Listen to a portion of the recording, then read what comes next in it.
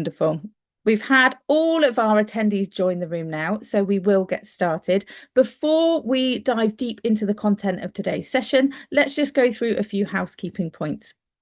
We have allowed 60 minutes for today's session, which does include time for a Q&A at the end. So do please use the chat box, which you should find along the toolbar of your at the bottom of your screen, and you can use the chat box to introduce yourselves, tell us whereabouts in the country you are, a little bit about your project or organization maybe, and you can also put some questions in there, or alternatively you can use the Q&A box as well. We'll make sure we leave enough time to get round to everybody's questions at the end of the session. This is live and we are recording today's session as well. So we will make sure we circulate the replay of today's session along with any useful links to resources that we've discussed throughout the event. And that way you can share it with your colleagues, committee members, trustees, and in your own time and watch back. If you do have any issues with your internet connection, the best thing to do is to actually leave the live room and then follow the sign up email, your registration email, in order to dive straight back into the live room. You may find that you lose the chat box, any links or chat that happened before you left the room, in which case just pop a message in there and we can get you back up to speed.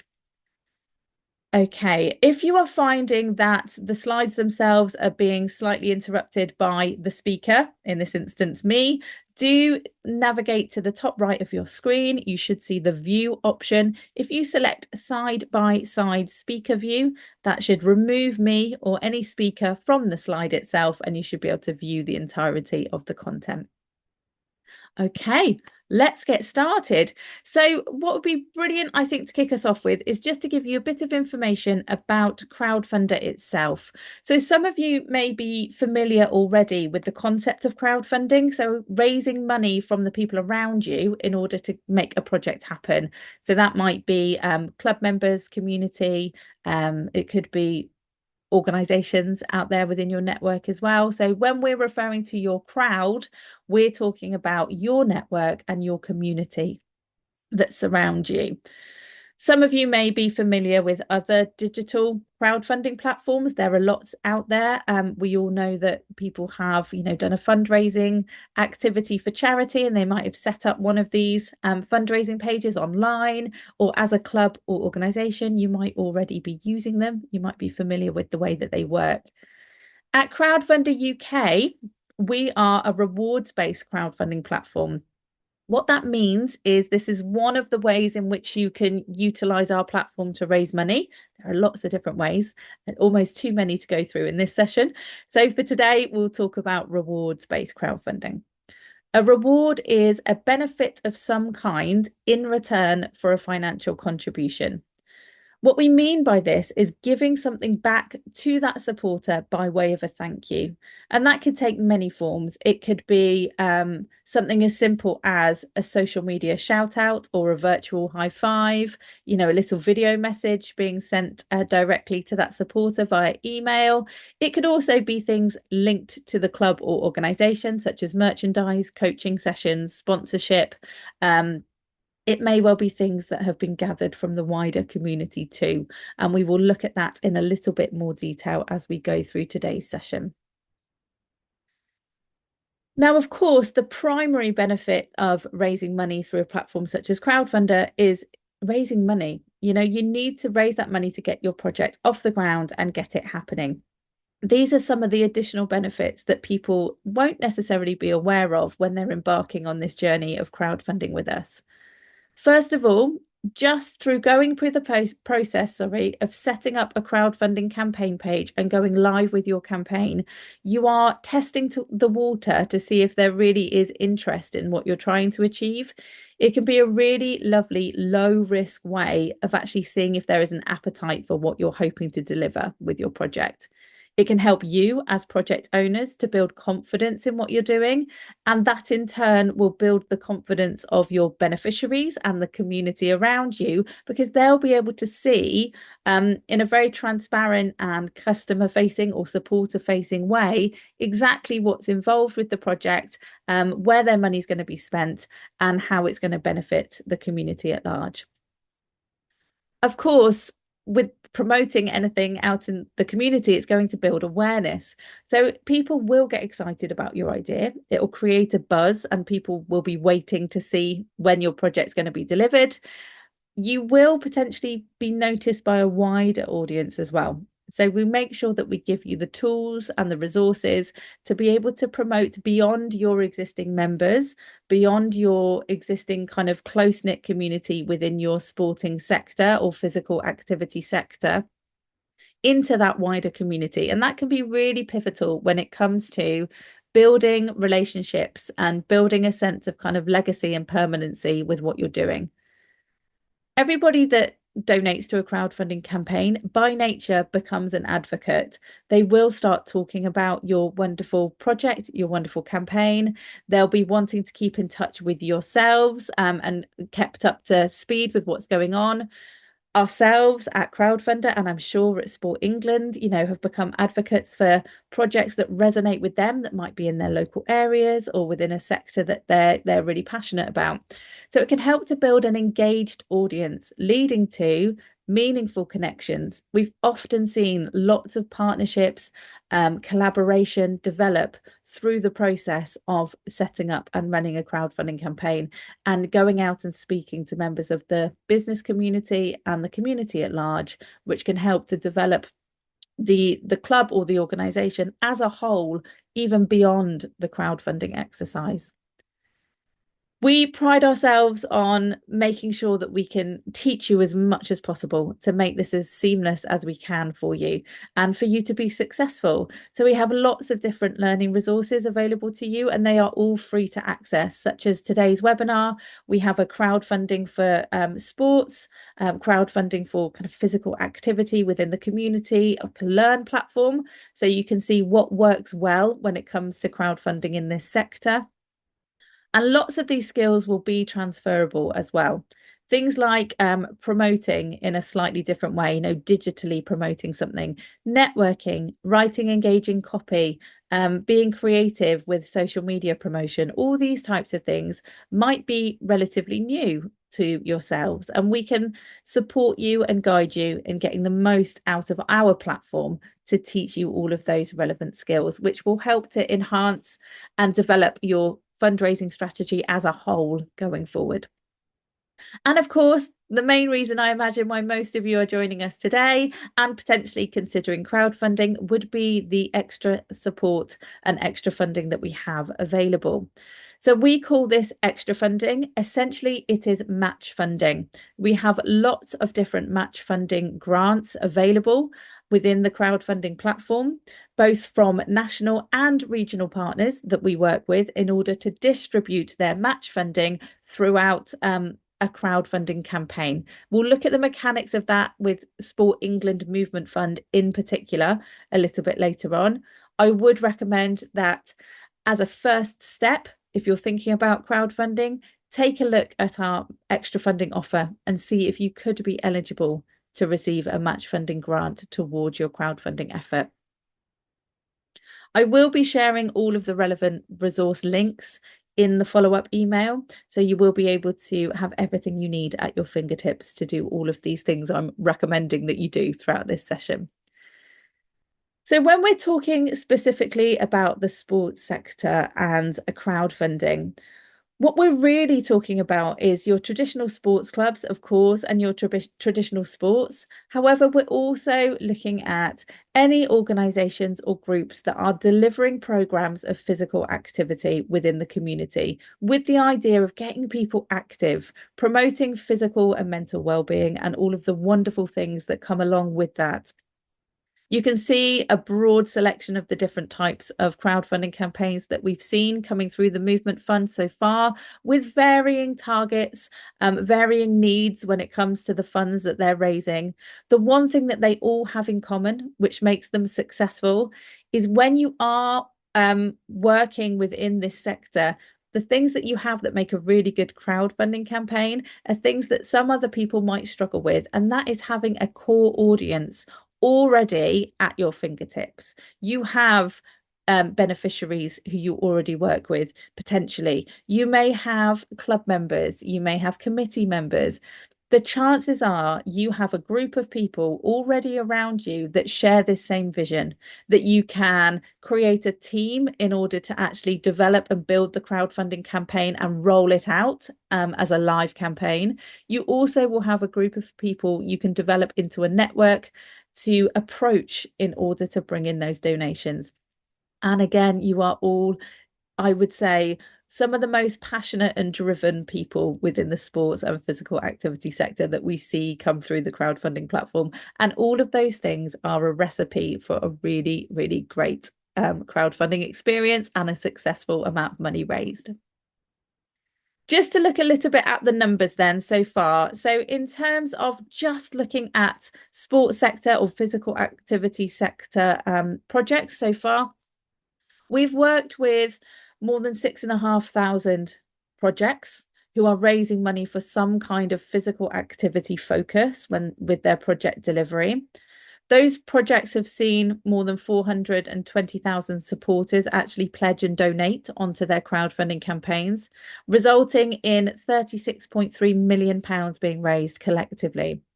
Now, of that 36.3 million, around a third of that has actually been match funding grants. So we've managed to distribute £11.3 million through our sports sector partners. So that's including Sport England.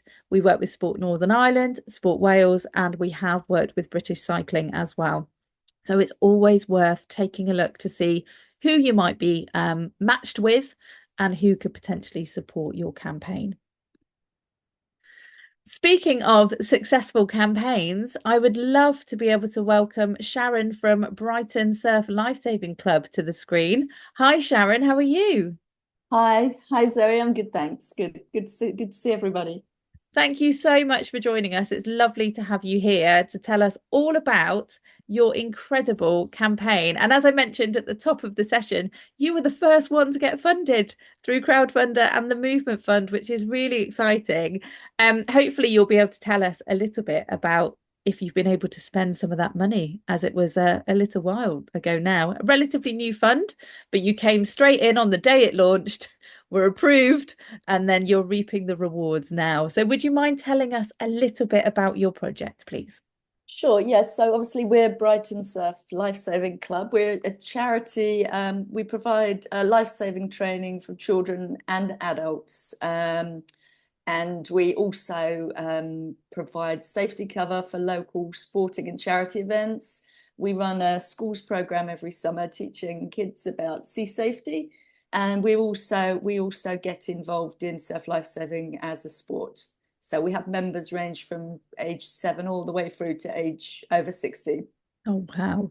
And I imagine, just from what you're saying there, that you are really quite pivotal within that local community. I imagine that your people are already aware of what you're doing. Did you find that running the crowdfunding campaign did bring any of those additional benefits in terms of maybe raised awareness or some unexpected maybe donations that you landed in from somebody that you thought, okay, they're not in our primary circle. How is this managed to build? Yeah, I think definitely raising awareness in the local community, obviously with the businesses who supported us, they would have been spreading the word amongst them. It's certainly we have kind of local businesses who also promoted our campaign on their social media, so they reached their supporters as well and in their newsletters. So I think kind of within that kind of our existing supporters, their networks word spread. And I think also, I mean, we certainly had even some, as you talked about, the kind of core kind of members, supporters already, but the kind of broader families. I think we had kind of people who perhaps knew about the club but didn't know that much about what we did, and also didn't really know that we were a charity and that therefore they hadn't donated to us before because weren't aware of our charitable status. So yeah, certainly I think in terms of the details of what we do, certainly that really raised awareness. I think that's really important, actually. It's something that we mention as well when we're encouraging people to create their pages in a way that almost tells two stories. So you described that really nicely, actually. You've got that group of people that already know who you are, that might well even be training with you. They're well aware that you're a charity. They know exactly what you do. So that's kind of one narrative, if you like, and how you're explaining, you're telling your story, if you like, on your page to that group of supporters. However, there's a really important group of people who know maybe a little bit about you, but don't necessarily train. They're not a club member. They weren't, as you say, aware that you were a charity. So making sure those things are clear on that campaign page as well, can really help to raise that awareness. And then those people will go on to spread that word and say, oh, didn't you know, did you know, sorry, that, the surf club's actually a charity and they're not getting all this money from somewhere to be able to deliver what they're doing. That's really interesting. In terms of that kind of process of crowdfunding, then, was it the match funding that was the draw to coming and trying this out, or is it something that you've done before? So we've never done a crowdfunder before. I mean, obviously the match funding was certainly additional draw, but I think even without that, I think we would have, tried out crowdfunding, because I think there's something about having everything on one platform, rather than, well, we've got our raffle and then we've got a sponsored event. Actually, we can put it all together as part of one big campaign, kind of over a shorter period of time, seems to be also less work for everybody involved, and it's just one place that people can go and they can see what we're doing and all the information's there, and it's just kind of one easy click to donate. But obviously the match funding was also a major draw. I mean, we had a growing membership. We were in desperate need of new equipment. And I think we were also very much aware that by fundraising through this route, it could also be a good way to kind of raise awareness of the club as well. Yeah, absolutely. And in terms of, as you said, having that almost one place where you can be communicating with supporters and kind of like one overall message, and having the ability for people to fundraise on your behalf, which we saw in your campaign, which was really exciting. Yeah. People, swimming certain distances in order to raise money, and all sorts of wonderful things they did to get involved. One thing that, again, we should add it onto that benefits thing at the beginning, actually, just through the process of kind of putting this campaign out there and going live with it and keeping up with things like updating your supporters throughout the course of the campaign, which again you were great at. Just because the campaign's closed doesn't mean it needs to be the end of the journey. You can always go back and post an update, or you might find that having the link to a previous crowdfunding campaign could be put into a future kind of grant application elsewhere to say, look what we managed to achieve through our own fruition with our own supporters, and we were able to receive this grant from Sport England as part of it. It validates everything that you're doing as an organisation.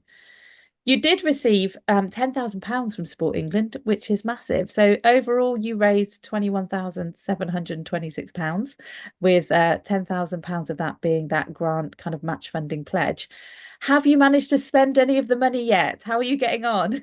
Yeah, we have. I mean, the timing of our campaign really finished just before the summer started, which I think kind of like looking back, and the timing was great, because obviously it was finished by the summer. But in terms of kind of sending out the updates to our supporters, in terms of kind of, starting to really act on that funding, was a little bit slow. But we've now bought, I can't remember the total number of the rescue boards. In fact, they were out in action last Saturday on the beach with our youth group members. So these are, rescue boards for training the lifesavers of the future. So they're already out in action, which is great. And we're planning to send an update with that information to our supporters. I think one thing we could have done better was to have gotten that update out a little bit earlier. But with the summer. But yeah, I mean, we really found that the updates that we sent to the people who'd already supported the campaign via crowdfunder were really, really very useful during the campaign, because we could see, we would send an update out to say we've got 25%, we're quarter of the way there, here are some more great rewards. And we would see kind of immediately we'd be getting more donations through straight after those crowdfunder updates were sent out. So it was really interesting. That's really good advice. And yeah, something that I think some people almost not necessarily forget about, but they're quite focused on that outward promotion, so they've had their supporters to the campaign and they're thinking about, generating new supporters all the time, whereas actually there is a group of people, i.e. the supporters that have connected with the page and made those donations, that are a really engaged audience for the project owners. So sending those updates, which is a function on the page, that get automatically, emailed out to anybody that has supported the project so far, is a great way to keep them in the loop and let them know, like you say, there's more rewards on the page, or we've just received a pledge from Sport England. This is our next milestone that we need to reach. Spread the word far and wide to help us achieve X, Y, and Z. Yeah, People like exactly. a call to action. I Yeah. think it helps them to know what they need to do to be able to support you. That is wonderful. What I'd love to do, Sharon, if you don't mind, is if you are happy to stick around for the Q&A at the end, I am sure that we'll have some questions coming in about how you managed to achieve your success. So maybe some hints and tips on that promotion. And we're about to talk about rewards. So we'll cover over a little bit about how you source those rewards. Can't speak today. Those rewards in the Q&A, if you don't mind. Sure, no problem. Fabulous. We'll see you shortly. See you. We have had a question come through from Margaret, just wanting me to clarify what I mean by match funding. So we work with national and regional funding partners. That might be the likes of Sport England, who we're here to discuss their fund today. It could be local authorities, for example. And what they will have is a pot of money that is able to be distributed to eligible projects, depending on what their criteria and their focus is for that distribution. Now, we are able to match you with those organisations through your crowdfunding campaign process, and we'll look at that a little bit later. And if successful on your approval, you may receive a pledge from one of those partners. It could be multiple partners, in order to boost your fundraising. It's a really great thing to be able to do if you are eligible. Okay, and that leads us really nicely. What a segue. To Andrew Spears, who's here to talk about the Sport England Movement Fund. Andrew, over to you. Thanks, Owen. Hi, everyone. So yeah, I'm Andrew Spears and I'm part of the team at Sport England, and it's lovely to be able to join you today for this session to share some information about the Movement Fund. I just want to say at the outset, I think these webinars are brilliant, and I really encourage you to make the most of the time you have with the experts from Crowdfunder, but also listening to successful crowdfunding projects like the one Sharon's described at Brighton's Surf Life Saving Club. I think listening to all the great advice they can share and asking all the questions you have is a really great use of time as you're at the stage you are with your crowdfunding sort of journeys. Later in the session, I'll also be available to try and answer some specific questions you have around the Movement Fund if you have any, but in the meantime, I'll try and explain a bit more about the fund itself. So Movement Fund is a relatively new funding service which Sport England launched back in April of this year.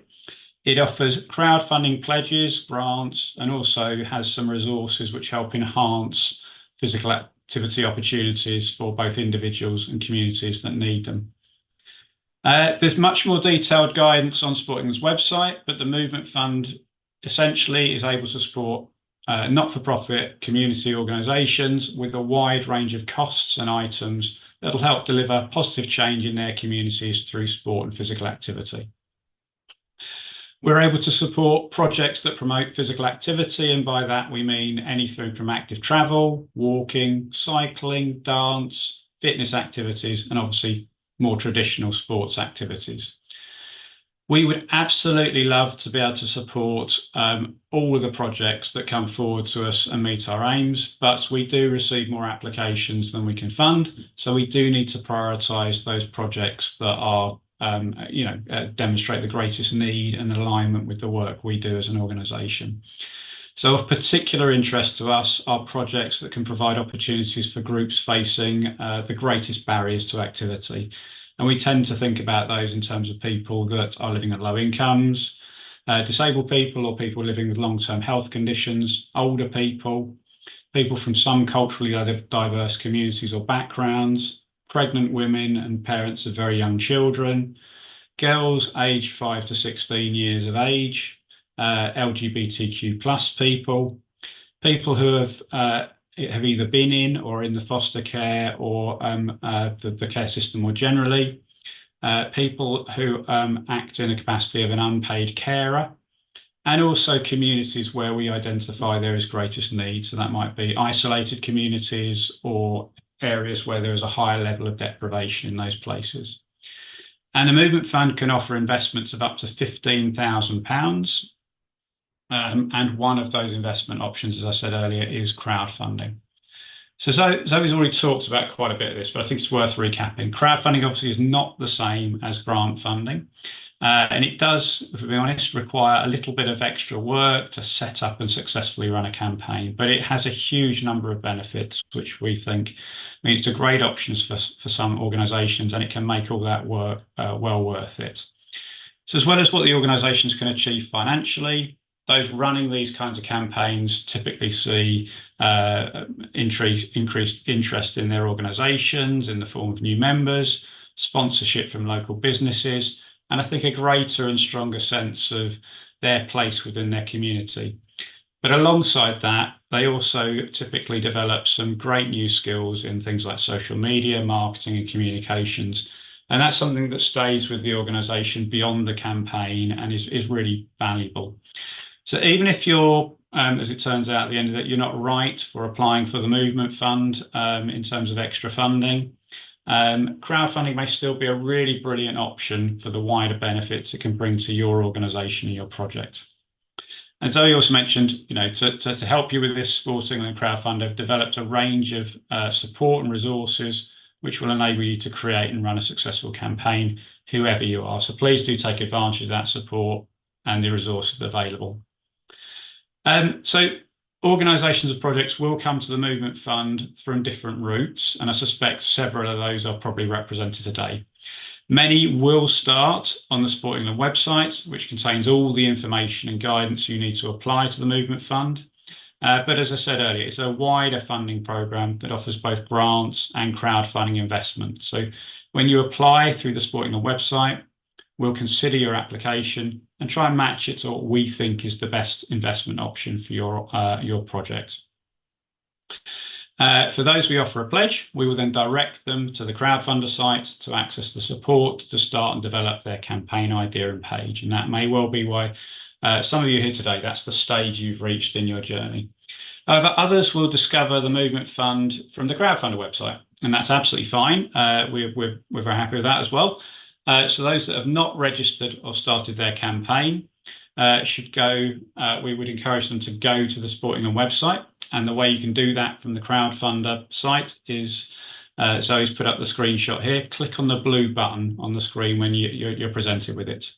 That will then take you to the Sport England website, and you can follow the process that I've just described that will take you through the sort of Sport England website process. But for those of you that already started your campaign or registered with Crowdfunder, you should click on the red button, and that will take you through the crowdfunding extra funder process that Zoe is just going to talk you through now in a bit more detail. So then back to you, Zoe.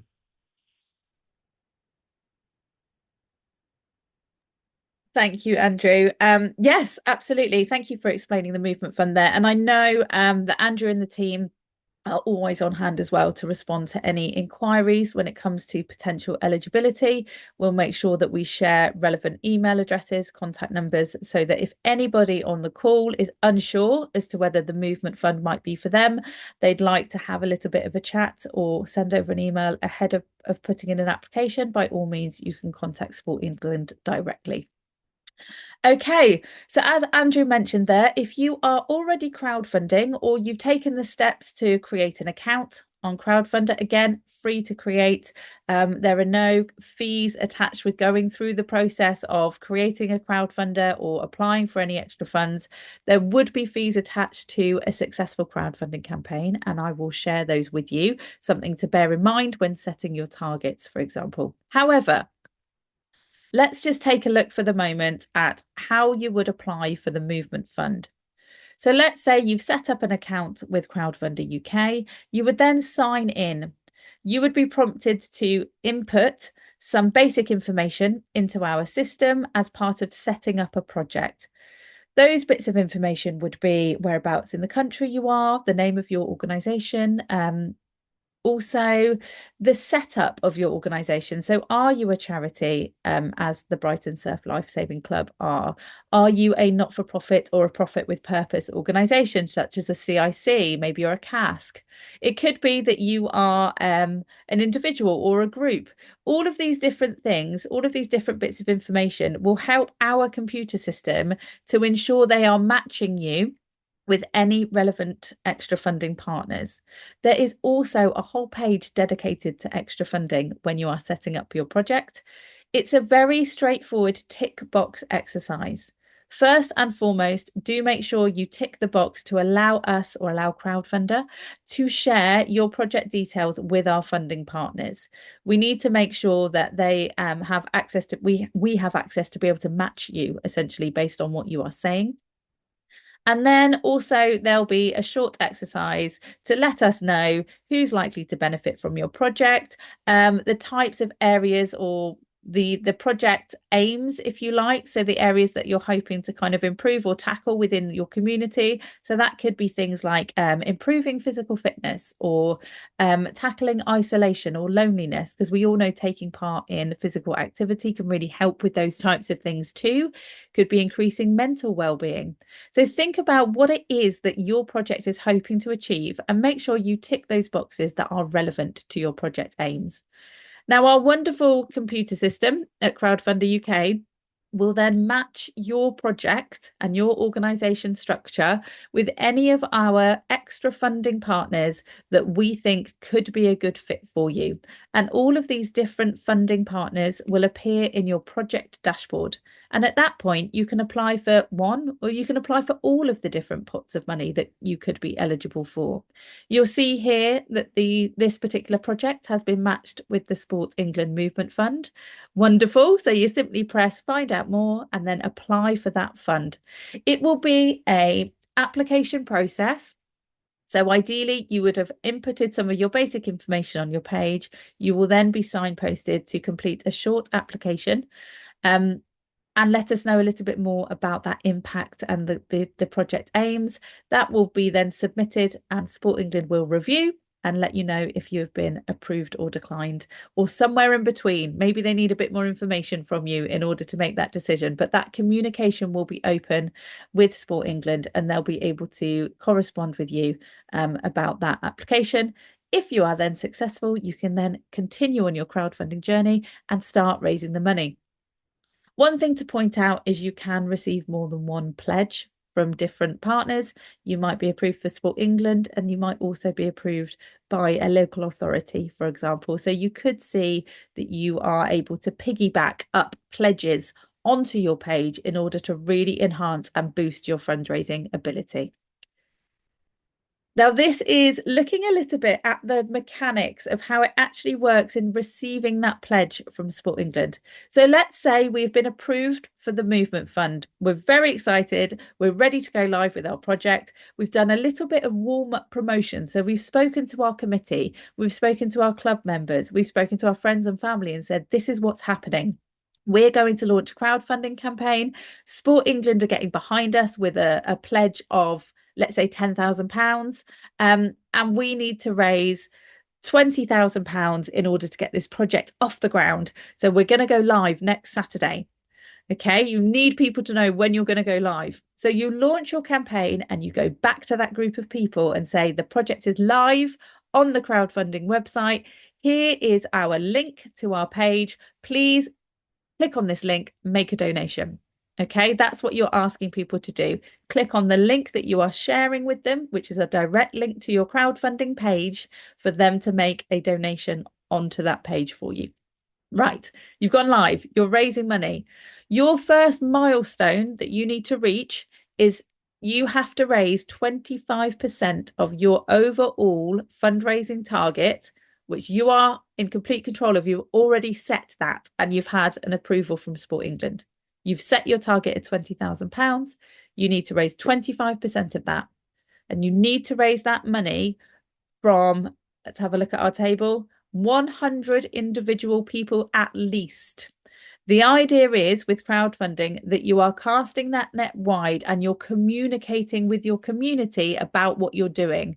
We want to see you bringing in donations from a wide group of people, even if they're relatively small individual donations. It all adds up. And that is the idea of crowdfunding. It's getting you out there, talking with your community, building that awareness, all of those great things that Sharon and her Life Saving Club did to bring in the 245 supporters for her campaign. So that's your first milestone. You need to really aim for that as your initial goal. 25% of your target raised from a required amount of supporters, and that is dependent on your target. And you can see those numbers in the table here.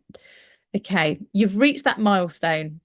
At that point, you will see a pledge from Sport England land on your campaign page. Suddenly, the progress bar, the amount you're raising towards your target shoots up by the amount of that pledge. In this case, we said £10,000, didn't we? So another £10,000 has just landed on your page.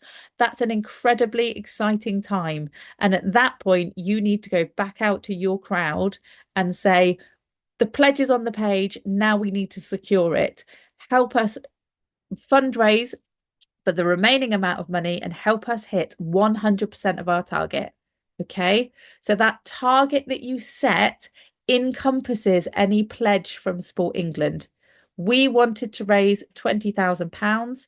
Sport England has pledged us £10,000. It's up to us as an organisation to raise £10,000 towards that. Does that make sense? Please let me know in the chat box if I've just confused you. Ultimately, what I am trying to describe there is the 10,000 or whatever the amount from Sport England is that you are going to receive is part of your target amount. It's not in addition to, okay? It's part of the amount that you're trying to raise. So you've reached 100% of your target, and then you start the celebrations. You thank everybody for their support so far. You start planning how you're going to be spending that money. It's a wonderfully exciting time. However, if you've still got amount of days left live on your campaign, you might have managed to achieve this really quickly. You can decide to set what we call a stretch target, and that is essentially an additional goal beyond that initial target. And that will be all of the wish list items that you may want in order to make your project really sing. It's not the amount you need to get your project happening. It's not the amount you absolutely need to make this happen. It's those additional things. It could be things like additional marketing, or in Sharon's case, maybe it's some more rescue boards. They needed to raise a certain amount for a certain amount of boards. However, now if they raise a bit more, maybe that's going to help them buy a few more boards or deliver a different program of activity beyond what the crowdfunder was initially trying to raise money for. I've mentioned quite a few times the multiple fundraising or match funding partners that we have, and as we refer to them as extra funding. So those match funding grants that are available through crowdfunder do differ greatly. We've got all sorts of wonderful organisations and companies, local authorities that we work with. So do please check out the extra funding page on our website to see if there's anything local to you or within your sector that you could receive a pledge from one of those partners. Something that's really key for a successful crowdfunding campaign is being able to tell your story effectively. We touched upon that when we were talking with Sharon about those potentially two separate narratives that you need to convey on your project page. You need to be talking to the group of people who know who you are and what you do, and maybe even are part of the organisation or the club or a beneficiary. So they know exactly what this project is all about because you've been talking about it for the last few months, and they will directly benefit. And that's great. However, there's a group of people that you need to communicate with on this page that don't know much about you. They've heard of you, but they don't really know what it is that you do or your structure. They didn't realise you were a CIC or a charity. Be really clear and concise on that page in delivering those messages and thinking about those two different audiences in everything that you're creating. We know what works well when it comes to a page, so we've actually created a template for you to make it really straightforward. All you need to do when you're signing up to crowdfunder is make sure that you come through the initial triage system, selecting sports, and that will bring you through to our sports and community page. There you'll be able to use the prompts to be able to just fill in the relevant information below these prompt headlines. I would suggest that you do rewrite the headlines as well, just to make it look a little bit more personal to your particular organisation and your particular project. It's really key to flood that page with images, especially if you work with members of the community. You've got some great characters as part of your organisation.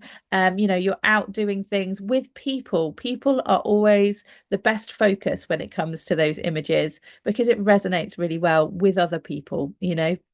People, like I said, people a lot of times there, supporters will want to see what it is that you do day in, day out, and also how this is going to benefit the community and who it's going to benefit as well. So testimonials are wonderful.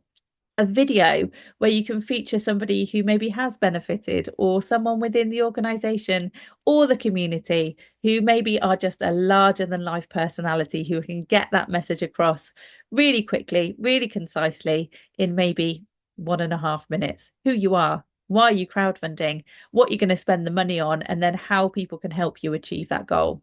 Those key things that you need to get across in that video will be ultimately that hook that's going to draw people in to then look at the rest of your page.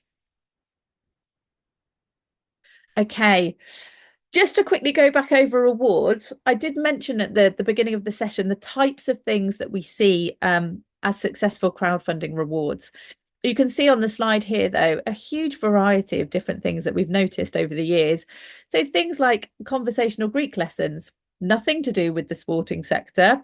However, somebody within that community would find that a really interesting reward. Might have always wanted to learn Greek and might be studying Greek at the moment, and actually this will be a brilliant boost to their knowledge. That's obviously somebody who is either a professional tutor, or maybe it's a Greek speaking member of the community who's offering up their time. So think about people within your network with a skill set. Think about your business community. Think about the organisation too and what they can offer. So things like match day experience, a shirt sponsorship, a metal detecting experience. That one seemed to fly out. All of those were claimed. So obviously metal detecting in that area is a big thing.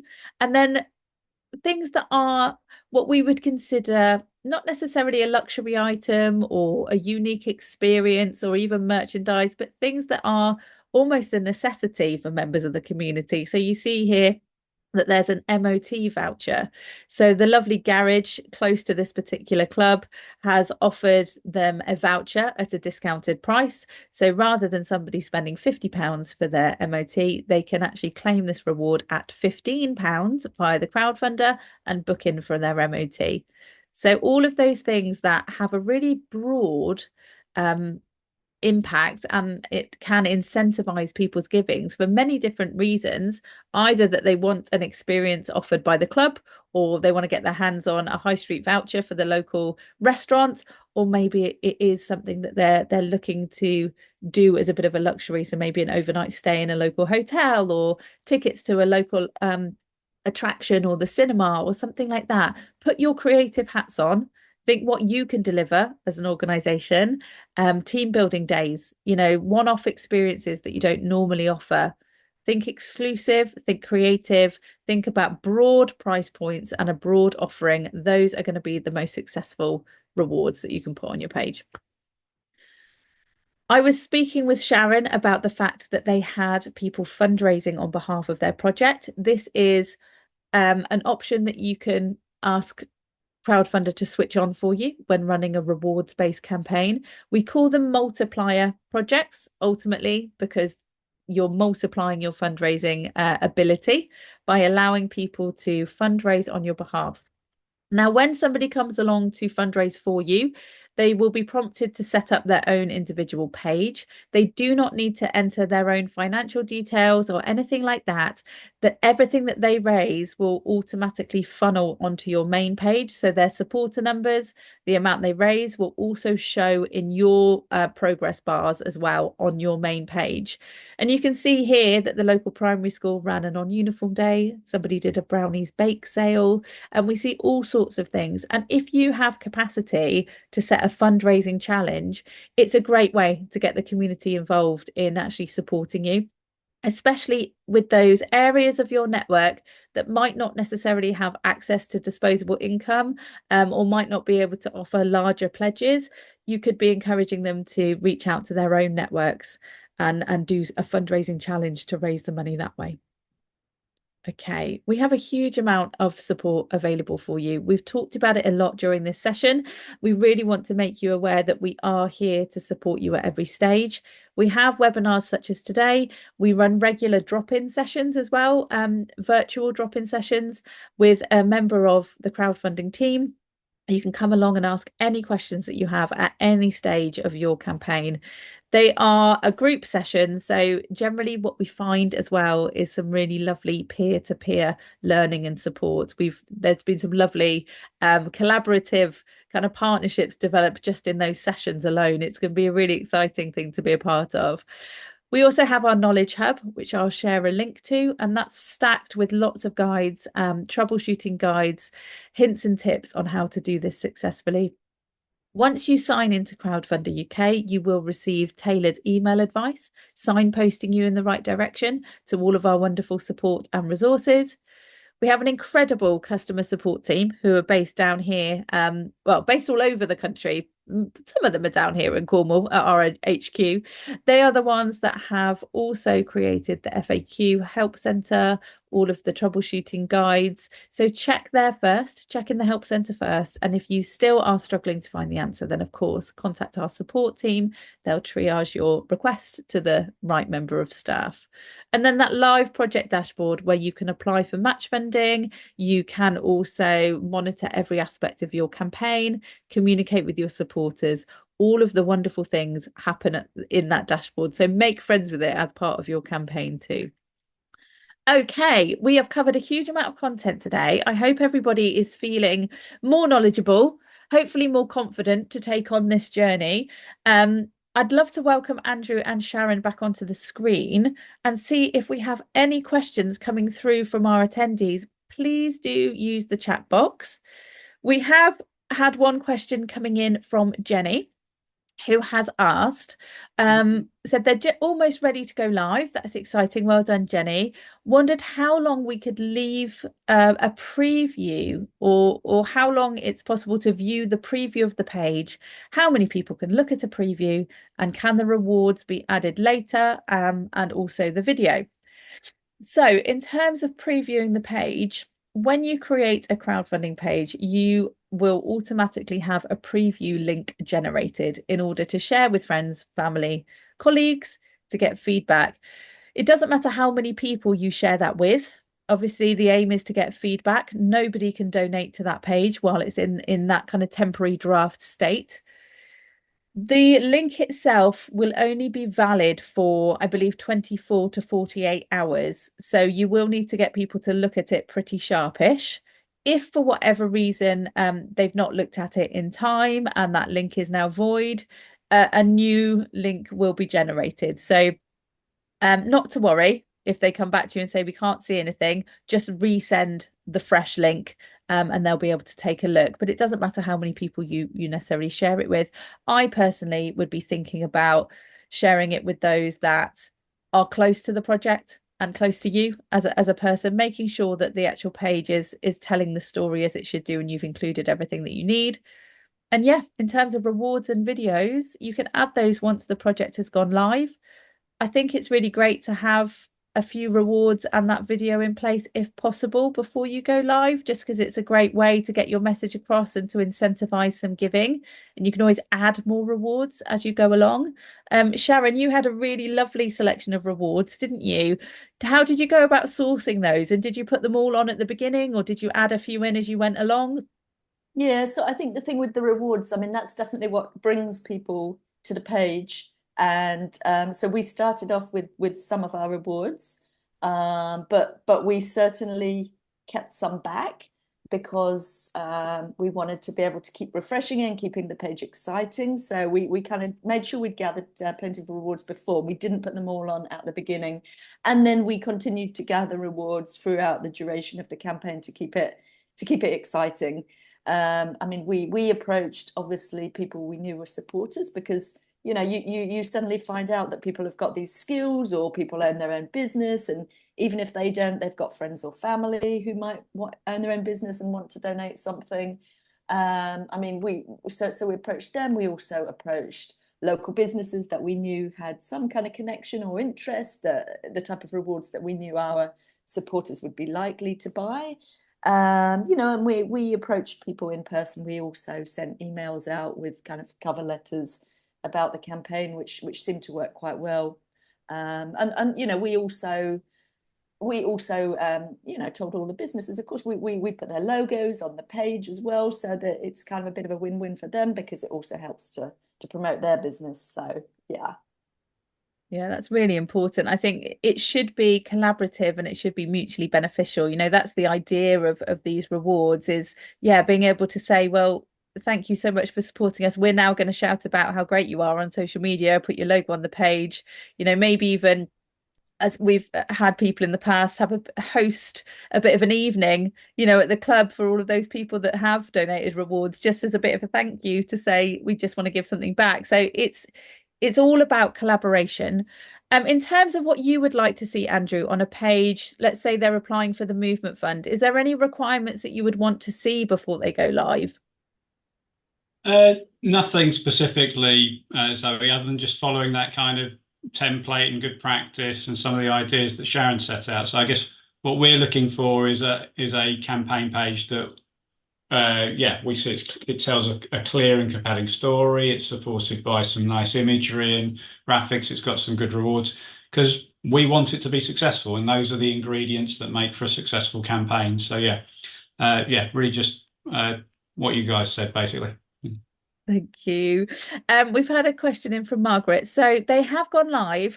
They're not too sure at the minute the best approach to actually be getting out there and getting those donations. Sharon, I'm going to pass the baton to you. How did you find those early stages? Did you have a plan in place? What advice would you give to Margaret? Yeah, I mean, I would say just use all different routes. I mean, I'm a big believer in word of mouth, just getting the word out there. I mean, obviously there's social media as well, but I think also just getting a buzz and getting people talking about it and telling their friends and, there's this reward, and that certainly works. I mean, we also printed some flyers that we gave out. We put through people's doors, and it's like you can donate, but you can also look here and you can see what we've got on offer. So I would just get the word out in as many different ways as you possibly can. And it's I mean, Facebook worked very well for us. We also used other forms of social media, but Facebook certainly worked well. But yeah, I just use all the communication tools you have, including word of mouth. That's so true. And I think what people will find as well when they embark upon this is communicating with different areas of the community or different areas of a network needs to be done in different ways. There will be a group of people that follow the club's Facebook page, which might be a completely different group of people that would engage, in a word of mouth conversation or in a WhatsApp group of club members. So actually breaking up that network into kind of bite-sized chunks and knowing who sits within that and maybe approaching each of those groups in a slightly different way, which I know might seem a bit overwhelming, but ultimately will yield the best responses rather than taking a kind of blanket one size fits all kind of approach to promotion.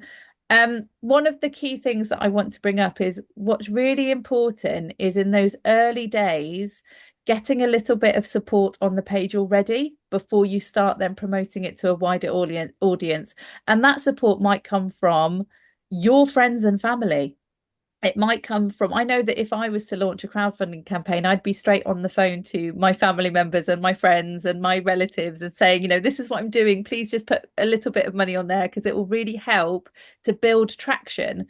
That way, when I start doing my slightly wider promotion, maybe into those WhatsApp groups or into a newsletter if we have one at the club or organization, or even onto, the local Facebook group, people that are looking at the page will see that it's got a bit of support already, and that will encourage them to actually make a donation as well.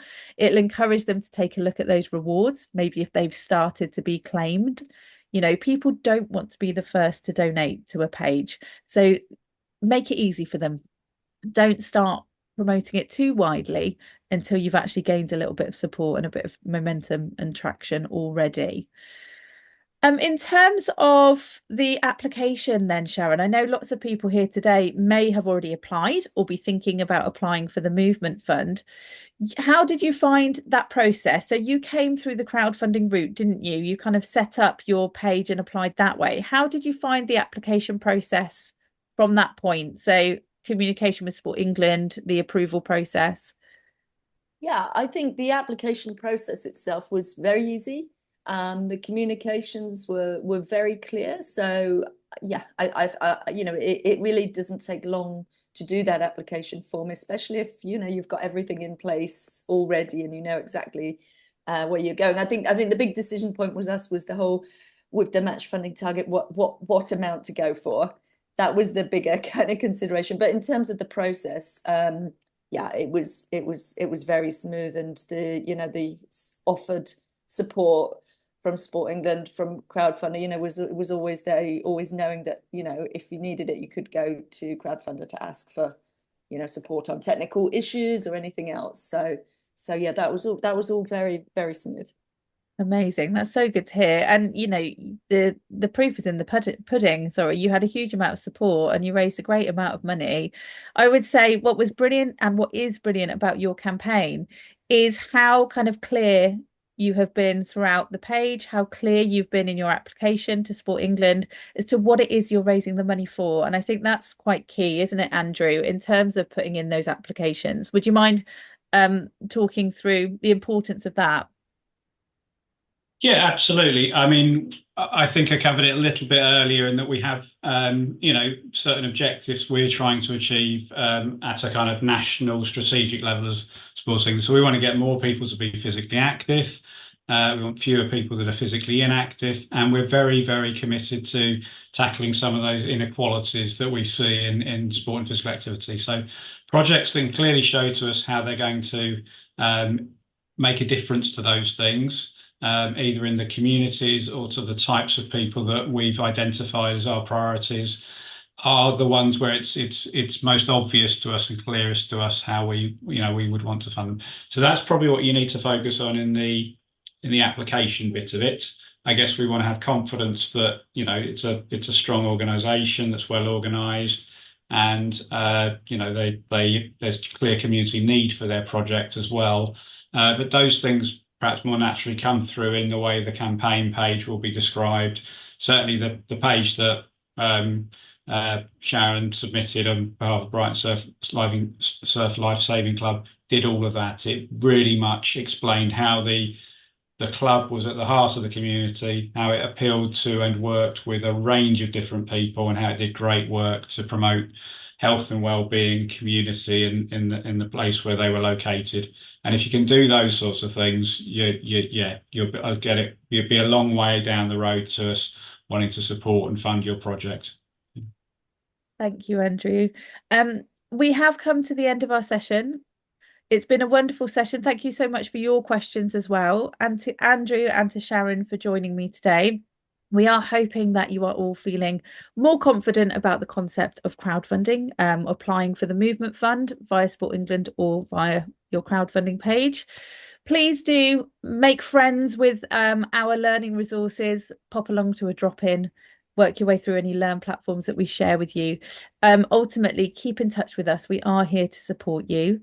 And once again, thank you to my panelists today for joining me. Good luck with the rest of your crowdfunding journeys. We hope to see you raising the money that you need. Enjoy the rest of your day. Thank you, Zoe. Thank you, everyone. Thanks, everyone.